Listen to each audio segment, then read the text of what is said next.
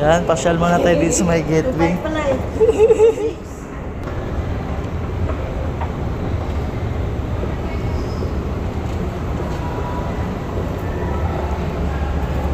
So, dito yung mag-provide yung parking.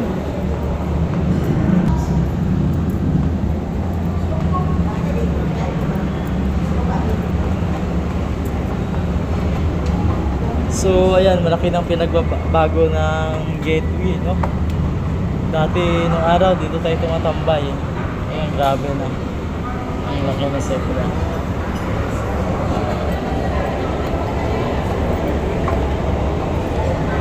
So, kakain tayo kasama si Mike.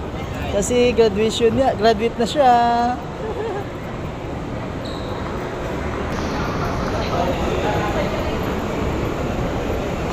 So,